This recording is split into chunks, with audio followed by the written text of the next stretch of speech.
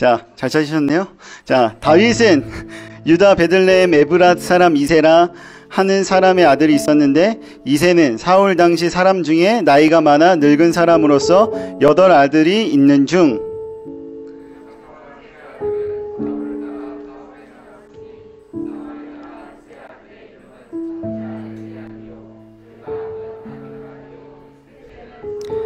다윗은 막내라. 장성한 3 사람은 사울을 따랐고,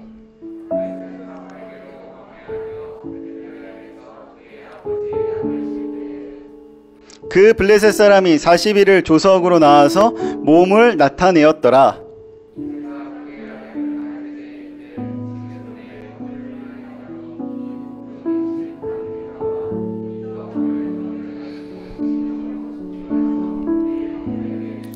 이 치즈 10덩이를 가져다가 그들의 천부장에게 주고 내 형들의 안부를 살피고 증표를 가져오라.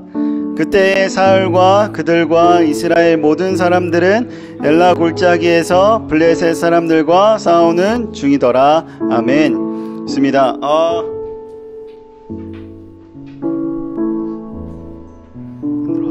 자, 오늘은 심부름이나 하던 다윗이라는 제목으로 하나님의 은혜를 나누도록 하겠습니다. 퀴즈를 하나 주도록 하겠습니다. 맞추면 물론 여러분들의 기프티콘을 줄 거고요. 댓글로 지금 유튜브로 보는 친구들, 유튜브가 혹시 잘 될지 모르겠어요. 계속 무선 인터넷이 잡혔다 안 잡혔다 막 그래가지고 일단은 퀴즈 맞히신 친구에게는 선물 주도록 하겠습니다. 저번에 내가 민석이한테 준다고 했었는데 깜빡 잊고 있다가 오늘 아침에 줬어요. 정말 미안해요.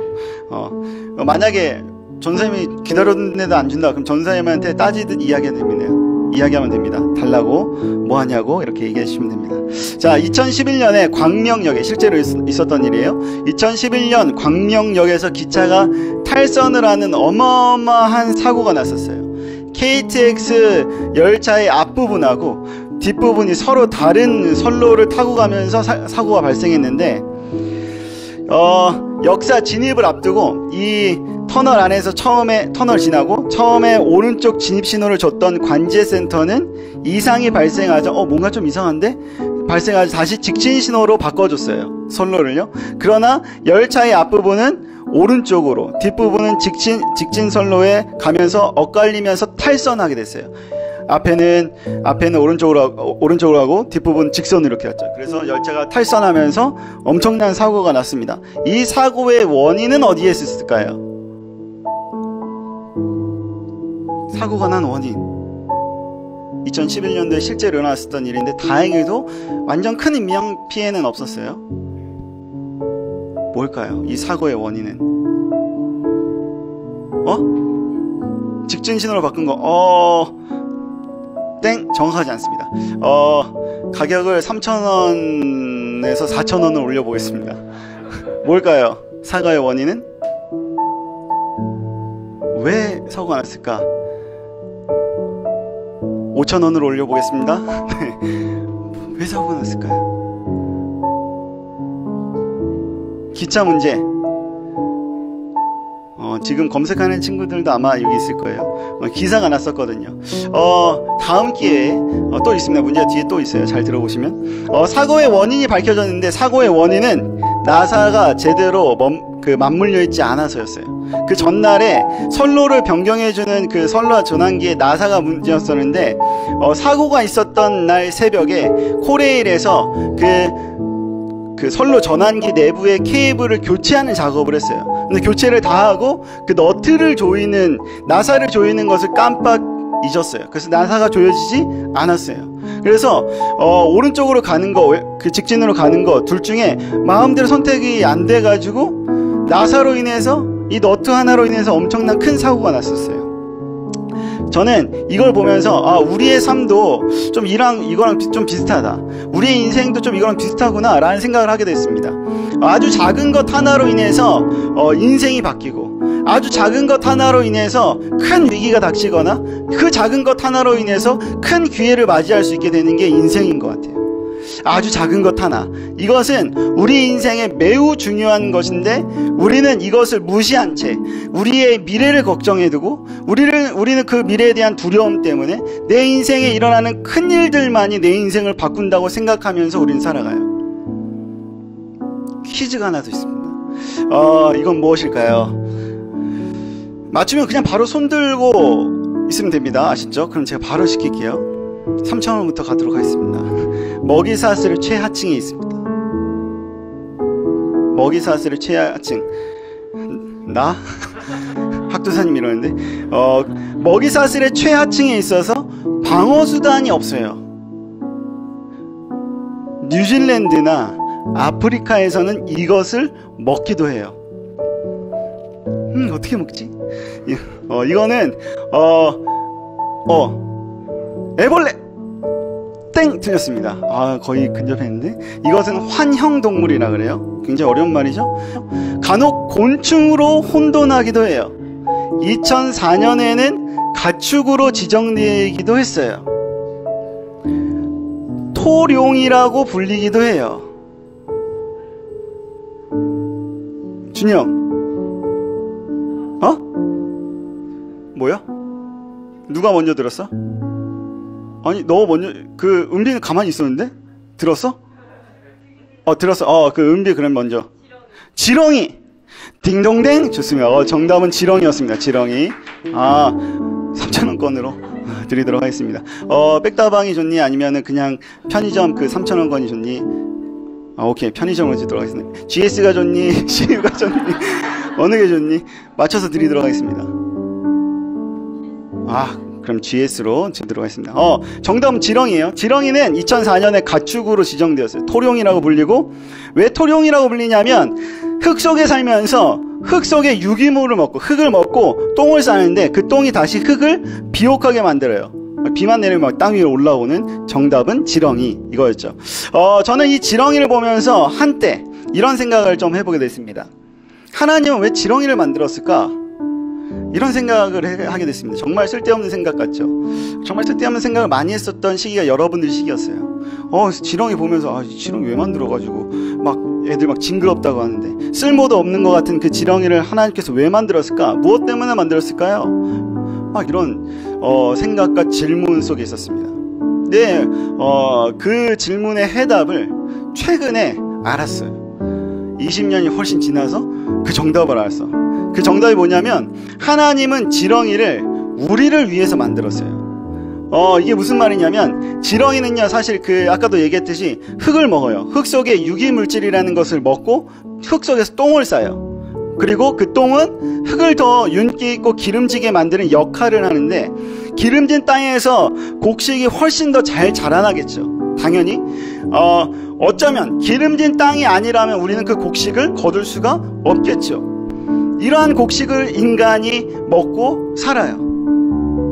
이 지렁이로 인해서 땅이 윤택하게 되어지는데, 이 땅으로 하여금 전쟁이 일어나고 문명이 세워져요. 무슨 말이냐면, 당시에는 땅이 비옥하면 거기에 곡식을 뿌리고 이렇게 식물을 재배해서 먹잖아요. 근데 땅이 점점 퇴화되고 부족하기 시작했어. 근데 옆에 보니까 옆에 땅이 훨씬 더 좋아. 그래서 가서 달라 그러고 싸웁니다. 그리고 그 땅 또 개간해가지고 엄청난 곡식을 얻어요. 그러면서 사람들이 이 땅 좋구나, 나 저 땅으로 가야지. 사람들이 모이기 시작했어요. 그래서 문명이 생겨나요. 사람들이 모이다 보니까 그 땅이 또 어떻게 돼요? 땅이 또 쇠퇴하겠죠. 그래, 땅이 또 안 좋아지니까 그 모인 사람들이, 우리 먹고 살아야 되니까 옆에 한번 봐보자. 옆에 땅이 더 좋은 거야. 그래서 거기 또 침략해요. 이러면서 이 땅으로 인해서, 그리고 이 지렁이로 인해서 문명이 결정되어지고, 어떤 문명은 발달되어지고 어떤 문명은 쇠퇴되어지고, 전쟁이 일어나고, 이런 일들이 지렁이 때문에 일어나기 시작했습니다. 지렁이가 있어야 하는 아주 분명한 이유를 발견하게 됐습니다. 하나님은 이 세상을 창조하실 때 아무런 의미 없이, 또 그냥 창조하고 그냥 만든 것이 하나도 없어요. 우리는 종종 근데 그것을 잊어버릴 때가 굉장히 많죠. 오늘 본문에는 소년 다윗이 등장하는데요, 오늘 이야기를 잘 살펴보면, 오늘 본문을 잘 살펴보면, 계속 쳐다보면 어떤 걸 발견할 수 있냐면, 이 소년 다윗과 다른 사람을 비교하는 것을 우린 찾아볼 수 있어요. 다윗의 아버지인 이 유다 베들레헴 에브랏 사람 이세라는 이 사람에게는 자녀가 8명 있었습니다. 8명의 아들, 그 중에 3아들 엘리압, 아비나답, 삼마는 사울 왕을 따라서 전쟁하러 나갔어요. 여기 이 세 사람을 오늘 본문 14절에서 장성한 사람이라고 표현돼요. 그리고 그 옆에 다윗은 뭐라고 표현되냐면 막내라고 표현됩니다. 그리고 이 장성한 사람은 사울을 따라 전쟁터로 나갔고, 이 막내 다윗은 베들레헴에서 있는 그곳에서 자기 양이 아니라 아빠의 양을 대신 치러 나가요. 이 비교 대조죠. 그 아빠 이새는 장성하지 못해서 전쟁터에 나가지 못하고 양을 치는 다윗에게 심부름을 시켜요.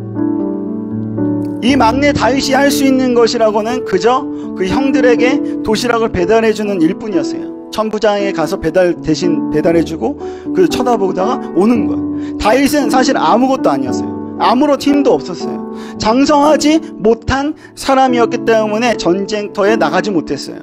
어떠한 능력도 보잘것없는 그런 한낱 어린아이에 불과했어요. 마치 아까 이야기했었던 그 너트, 그 나사와 같았고, 아까 이야기했었던 그 지렁이와 같은 사람이 바로 이 다윗이었어요. 그 누구도 이 다윗을 와 대단한 사람이라고, 와 멋지다라고 표현해주지 않았어요. 그런데 우리가 이미 알다시피 이 너트와 지렁이 같은 이 다윗이 블레셋의 전쟁에서 가장 큰 장군 누구? 골리앗을 아주 보잘것없는 무엇으로? 돌멩이 하나로 쓰러뜨려요. 블레셋이라는 엄청난 나라에 비하면 너무나도 작고 보잘것없는 이스라엘이 블레셋을 쓰러뜨리게 되는 거예요. 이 장성한 것과 막내, 엄청난 나라 블레셋과 아주 초라한 나라 이스라엘, 이것이 이제 대조되면서 이 대조 가운데 하나님의 어마어마한 뜻이 담겨져 있었어요. 하나님은 엄청난 사람을 통해서 일하시는 게 아니에요. 왜냐하면 하나님 자체가 엄청나기 때문에 필요 없는 거예요. 하나님은 자신의 이 엄청남을 연약함을 통해서 극대화하고 있어요. 혹시 여러분 중에 자기 자신에 대해서 자신이 없는 사람 있나요? 내가 지금 얻은 이 성적에 쭈구리처럼 살아가는 사람 있나요? 쟤는 한 80점, 90점인데 나는 50점밖에 안 되는데 내 인생 실패야. 자신 없어. 이렇게 생각하는 사람 있나요? 지금 내 모습이 다른 사람과 비교했을 때 보잘것없이 느껴지는 사람 있나요? 다른 사람들은 막 호랑이처럼, 막 사자처럼 막 그렇게 살아가는데 나는 그저 지렁이처럼 아무것도 못하는 것처럼 느끼며 살아가는 사람 있나요? 하나님은 연약함을 통해서 자신의 능력을 드러내세요. 지금 여러분들을 통해서 하나님은 일하실 것이 분명할 줄로 믿습니다. 범죄가 중단되려면 꼭 거쳐야 되는 단계가 있대요. 꼭 거쳐야 되는, 꼭 필요한 것. 그것이 뭐냐면 TV에 보니까 이렇게 나오더라고요. 자신의 행동이 잘못됐음을 스스로 인지하고 깨달아야 된다. 이게 범죄를 끊어주려면 이걸 그 범죄자가 알아야 된대요. 혹시 여러분들 레미제라블이라는 소설 아나요? 영화로도 나왔죠. 뮤지컬도 있고요. 장발장 이야기인데, 이 장발장이 빵을 훔친 죄로 19년 동안 옥살이를 하고 나와서 어떻게 갑자기 마들렌이라는 시장이 되었는지, 어떻게 이 장발장이 더 이상 범죄를 저지르지 않게 되었는지 혹시 그 이유를 아시는 분?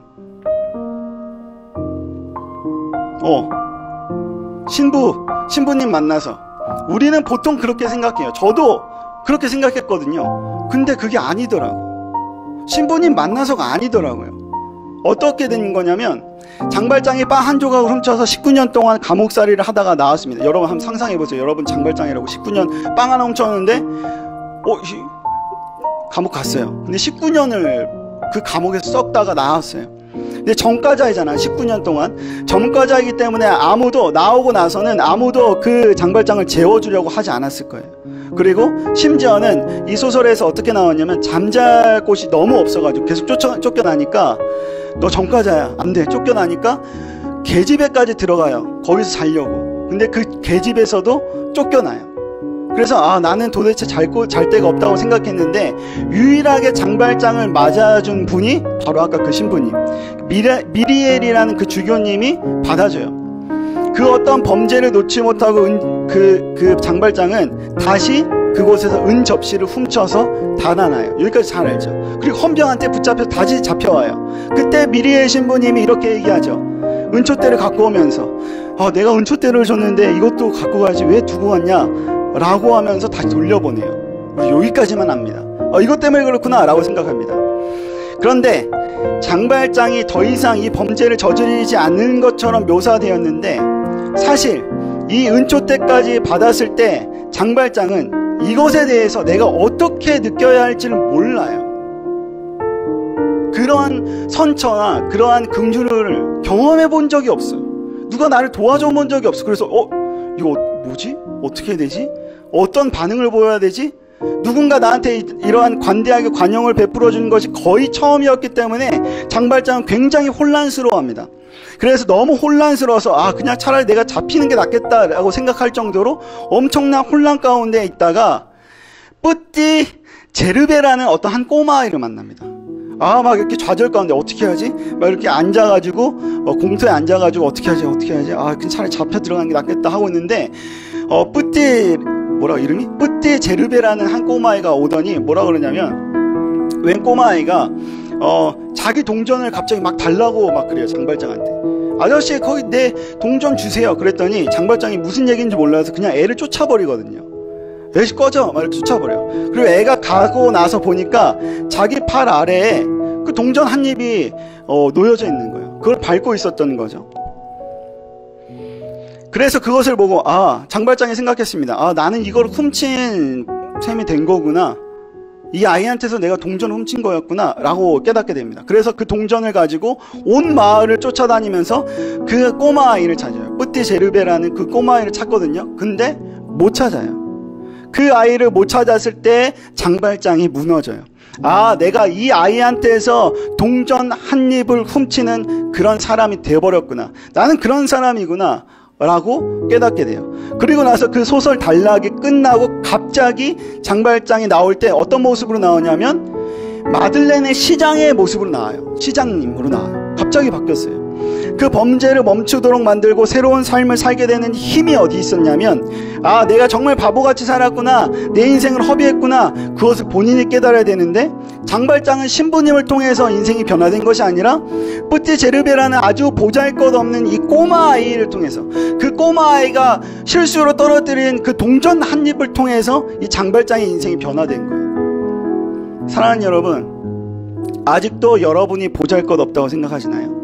아직도 나는 지렁이같이 이 세상에 왜 태어났는지도 모르고 보잘것없이 그런 쭈구리 같은 인생을 살아가고 있다고 생각하시나요? 아직도 나는 누구도 신경 쓰지 않는 그냥 너트 하나에 불과하다고 생각하시나요? 아니면 아직도 나는 동전이나 잃어버려서 찡찡대는 그 한 어린아이로만 생각하나요? 아직도 나는 다른 사람들은 전쟁터에 나갈 만큼 장성했는데 그저 심부름만 하는 아이였다는 그런 다윗에 불과하다고 생각하시나요? 정말 사랑하는 여러분, 지렁이로 인해서 땅이 새 생명을 얻게 돼서 기름진 땅이 돼서 많은 사람들이 살아갈 수 있는 생명을 전해줘요. 너트 하나는요, 그 너트 하나로 수많은 사람이 생명이 보존이 돼요. 동전을 잃어버렸던 찡찡대는 그 아이로 인해서 한 사람의 인생을 완벽하게 변화시키는 계기가 돼요. 심부름이나 하던 그 아이, 다윗으로 인해서 보잘것없던 그 이스라엘이, 승리의 소망조차 사라져 두려움에 휩싸인 그 이스라엘이 어떤 나라가 되냐면 승리의 나라, 생명이 보존되는 나라가 되어져요. 하나님은 아직도 여전히 연약함을 들어쓰시기를 원하세요. 그렇게 우리 같은 연약한 자들을 쓰시면서 하나님의 왕되심, 하나님의 창조주 되심, 하나님의 능력, 하나님의 강함을 지금 그 하나님은 세상에 보여주기를 원하고 계세요. 누구를 통해서? 약한 나를 통해서. 우리는 연약하지만, 우리는 부족하지만 하나님이 강하다는 사실, 그거 하나 믿고 우리는 살아갈 수 있습니다. 나는 비록 지금은 지렁이 같지만 그 지렁이로 인해서 문명이 세워지는 것, 그 지렁이로 인해서 그 문명이 결정되어지는 것, 그것이 바로 이 연약함 때문에 있다는 사실. 여러분들 무엇을 의지하면서 어디 힘을 가지고 살아가십니까? 하나님이 심부름이나 하던 그 다윗을 세워서 자신의 강함과 능력을 드러내셨습니다. 하나님은 지금 여러분들, 심부름이나 하는 것 같은 여러분들, 지렁이 같은 여러분들을 분명히 세우셔서 한 문명을 세우고 한 나라를 세우고 여러분을 통해서 죽어가는 영혼들이 살아날 줄로 믿습니다. 오늘 말씀을 기억하면서 함께 기도하겠습니다.